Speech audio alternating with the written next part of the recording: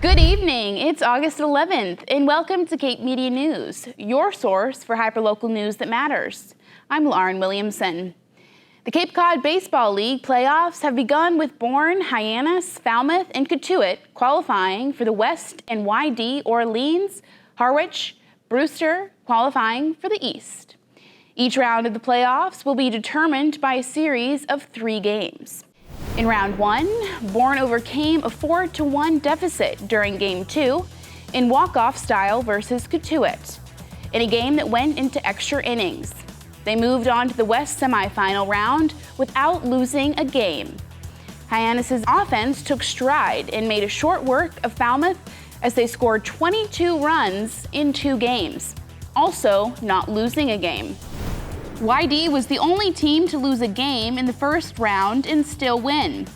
After falling 18-7 to Brewster in game 1, YD became revitalized to game 2, where starting pitcher Finnegan Wall threw 6 scoreless and hitless innings.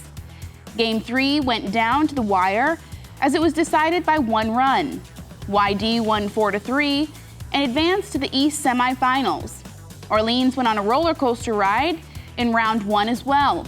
They managed to come from behind and win in the 8th inning or later to advance past Harwich and into the East semifinals.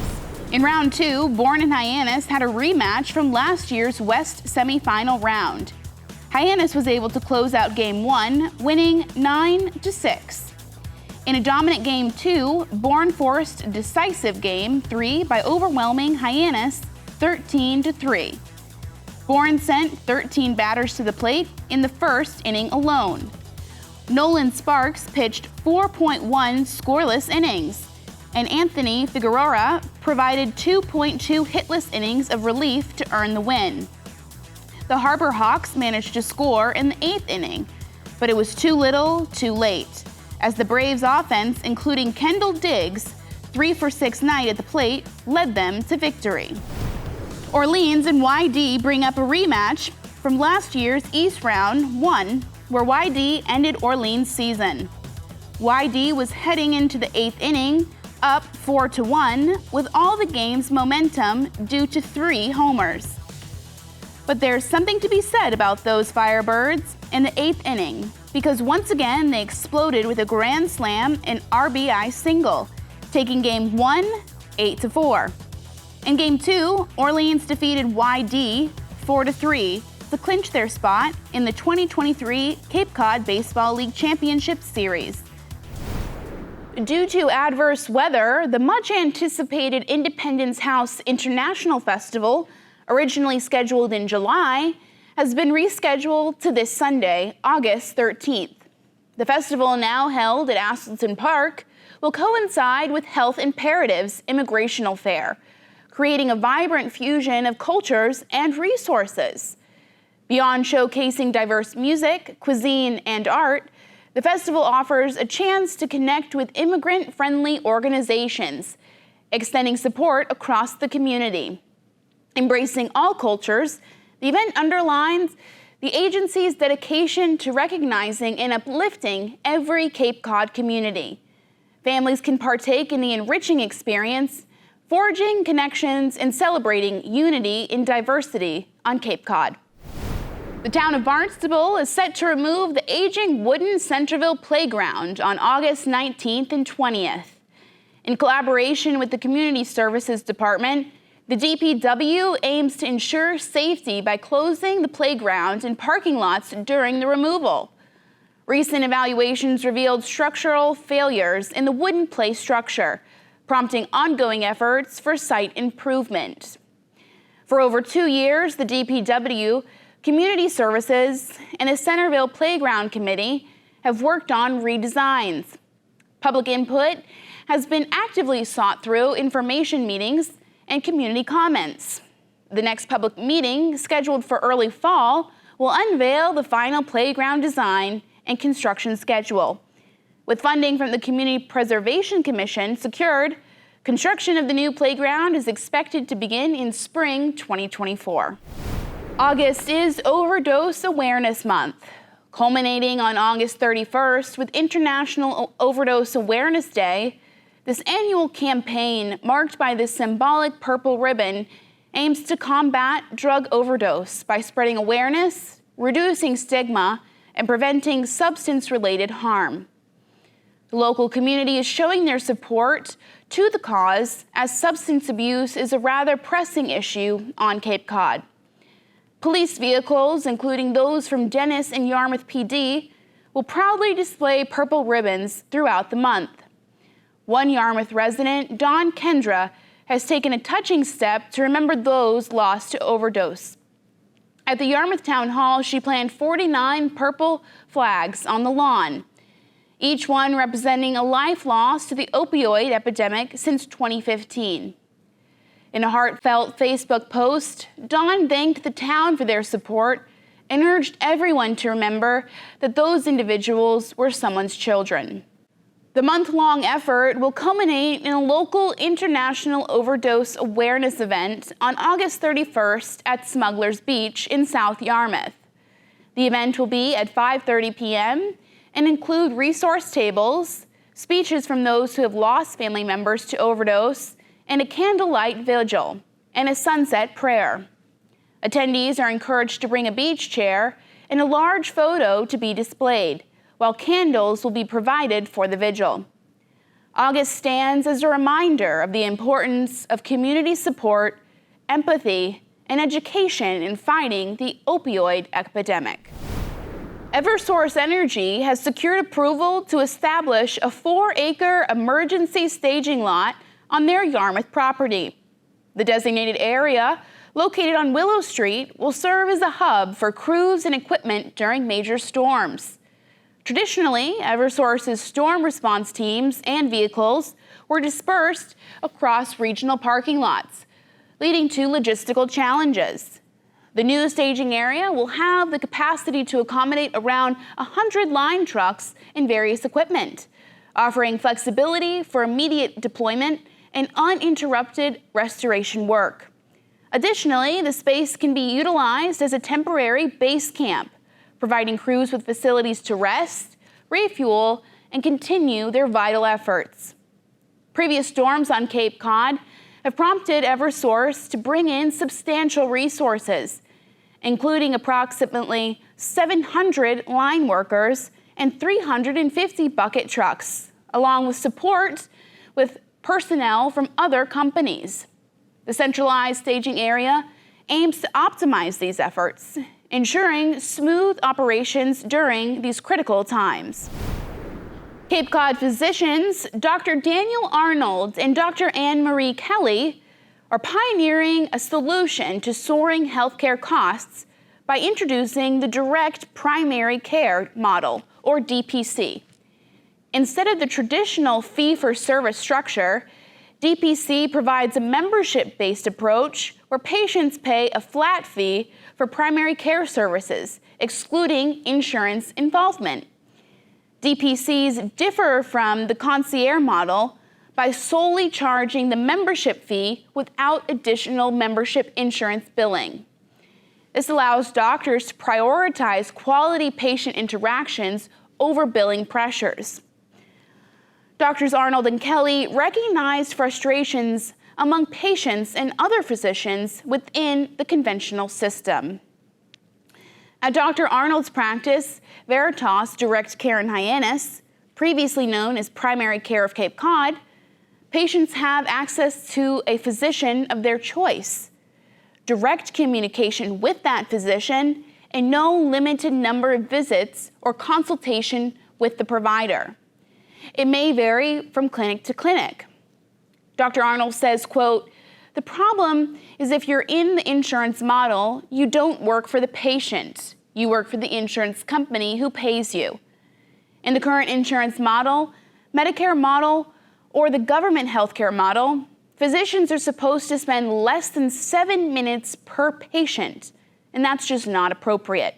Dr. Kelly added, quote, "This model was born out of necessity because the current reimbursement system is not sustainable anymore. It's not a sustainable psychology for the well-being of the patient and even the physician. I want my patients to be happy and I want them to feel like they're getting well cared for, and that means privacy, continuity, and someone who will listen. Dr. Kelly is set to transition to the DPC model in January. Since 2009, almost 1,200 new direct primary care practices have emerged across the country, according to the Direct Primary Care Coalition. The positive reception to DPC underscores its potential to enhance job satisfaction for healthcare providers and improve patient experiences. With growing awareness of its advantages, education about the DPC model is crucial, ensuring patients are well informed about this innovative alternative. The Cape Cod Doctors Initiative reflects a promising shift towards more accessible and effective healthcare. On July 11th, at Dennis Select Board meeting, town officials announced the appointment of Richard Peters as the new wastewater superintendent. Peters, a seasoned professional with 39 years of experience in the water and wastewater industry, brings a wealth of expertise to the role. Full name is Richard Peter, you're right, but I go by Val. I've been in the business for 39 years, water and sewer, certified in water as well. It's been a great profession. I've been with my wife for 30 years. I have 2 grown kids. My wife has 2 grown kids. I have 7 grandchildren. It's been a ride. It's been an experience. It's been a great profession, and I'm looking forward to being here. I'm excited to be a part of this. I was a part of the Chatham upgrade, and I've dealt with Dave, Mike, everybody, Russ, everyone, and I'm excited to work with the town staff as well. So this is really exciting for me. I really appreciate the opportunity. Thank you for entrusting me.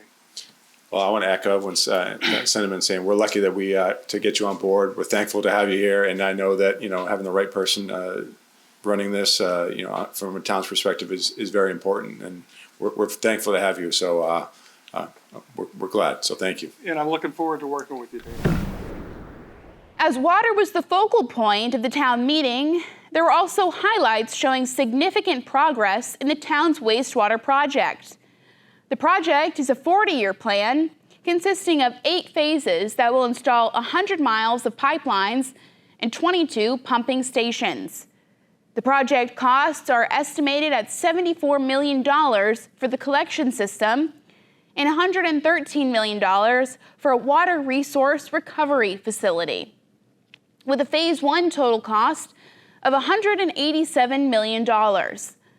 Dennis hopes to have the Phase 1 design completed by March 2024 and to appropriate the funding during the town meeting on May 7th. More information can be found on the Town of Dennis's website. Coming up after the break, a tornado hits Barnstable. Stay tuned.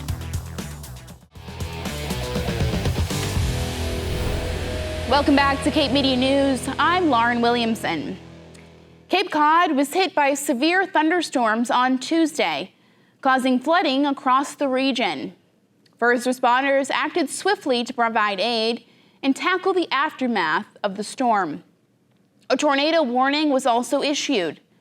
According to the National Weather Service, a tornado touched down in Barnstable near Marston Mills.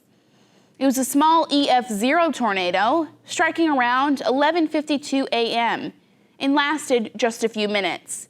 An EF0 tornado is generally considered weak, with wind speeds ranging from 65 to 85 miles per hour.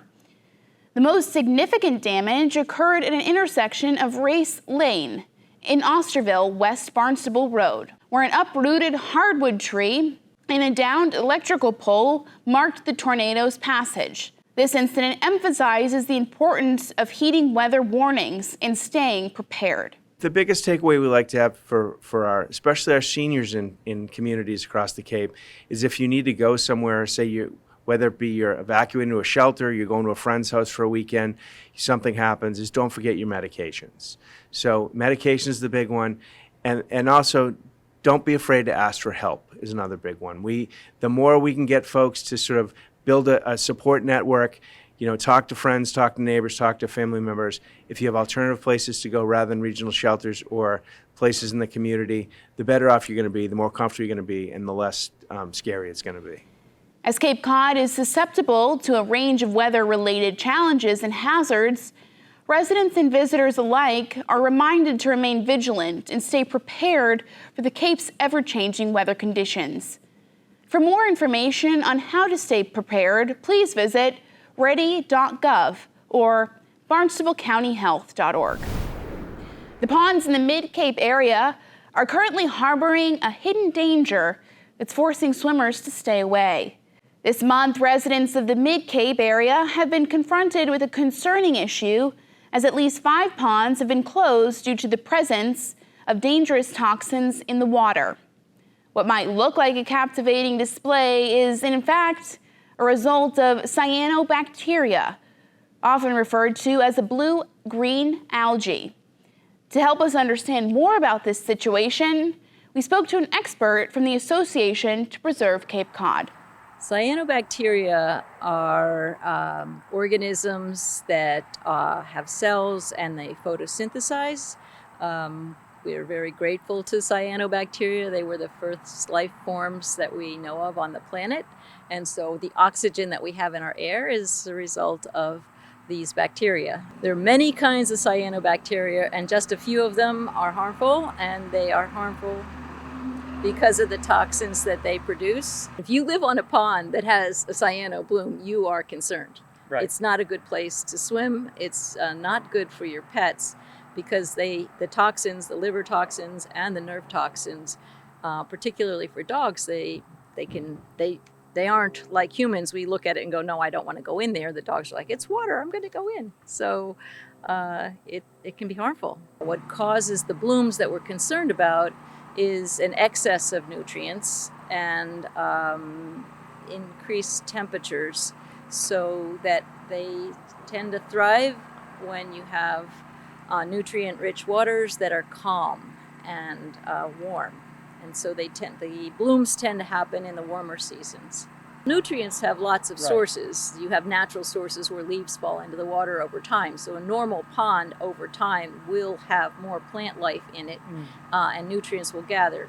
It's the excess that come from the septic tanks that are not working properly, and from the lawn fertilizers, golf courses where you have excess amount of nutrients where it runs off into the pond. And so there are many things that you can do to try and reduce the nutrients getting into your pond, including having your septic systems working properly in terms of having buffers around the pond, and just not using as many nutrients and having them leach into the pond water. The ponds on Cape Cod that have been temporarily closed include Long Pond in Marston Mills, Long Pond in Centerville, Lavelle's Pond, Parker Pond, all of which are in Barnstable, and West Reservoir in Bell's Neck, Harwich. If you happen to come across cyanobacteria, here's what you should do. Avoid contact and don't let your dogs or children near the water. Take photos and make note of the pond name, date, and time, and the location of the possible bloom, and report your observations to the local town Department of Health or Natural Resources. If there is a bloom, they should let their health department know for the town that they're in. And the health departments will also get in touch with us, and we will get out to monitor the ponds. We will send someone out, and they will collect a sample and look to see if it is indeed cyanobacteria. And if it is, then we would sample it and find out how much toxin is present. In addition to notifying local authorities, it's also advisable to inform the APCC by sending an email to cyano@apcc.org. By doing so, you contribute to their ongoing efforts to monitor and manage these cyanobacteria blooms. For more information about cyanobacteria and to access a map displaying all known cyanobacteria, their official website is apcc.org. Coming up after the break, a local activist goes viral. Stay tuned.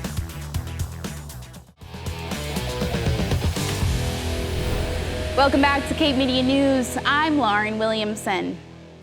Last week, a video of a local Hyannis resident went viral on TikTok. The video was from the July 20th Town Council meeting where Asia Graves spoke up during public comment to address concerns over the drastic need for housing on Cape. I'm sick of hearing people who have second and third and fourth homes over here complaining that we don't need the housing, that we're going to mess with the traffic. Guess what? I'm on the verge of being homeless in a couple of months because I can't afford to pay $1,500, $1,700, $1,800 working for a nonprofit. So please, can we do something for the actual low-income people that live in this community? I'm sick of hearing the wealthy come in here and say all of these things when you're not going to Village Green. Half the kids in Village Green right now are knocking on the other complexes' doors because they don't have food in the summertime. So what is the Hyannis Town Council going to do for those people? By the way, that proposal about cameras all over the place, you all have a very small community of color. Placing cameras everywhere, that scares your community of color. Guess what? You already have had the Trader Reds guy say the N-word all over the place and say that the cops were on his side. How do the people of color in this community feel safe? With over 13,000 comments, viewers from all over the world expressed their support for Asia while also sharing their own stories about the housing crisis. In a video posted to Instagram, Asia explained a little more about herself and her situation. Hi, so my name is Asia Graves. Some of you have seen a video circulating with me in it. I am in the process of trying to find a new apartment because it is too expensive in Hyannis. A little bit about me. I am from Boston originally, but have lived on the Cape for a bit. I am a survivor of human trafficking from the ages of 16 to 18. I actually testified against my traffickers in one of the largest trials in Mass's history, still to this day. I've guest lectured at Georgetown, guest lectured at Harvard, wrote for Marie Claire, spoke in front of the Senate Finance Committee. I've done a lot of things, but I still risk homelessness due to the fact of how expensive the Cape is. Many others are in my predicament right now. And my goal is to be able to live somewhere safe, clean, and comfortable. We all deserve that. I do have a GoFundMe, and my goal is to raise $4,000 so that I can find an apartment here in Hyannis and continue fighting for the people here on the Cape, because we desperately need people who want to stand up for us everyday citizens, not just the wealthy. We're all here, we're a part of a community, and I want to make sure that we can work together. We spoke with Asia this week about her plans to combat the housing crisis, not just on Cape, but nationwide. So it's going to be called the United States Tenants' Rights Union. It's going to be a nonprofit organization that's aimed at protecting tenants' rights and advocating for affordable housing throughout the United States.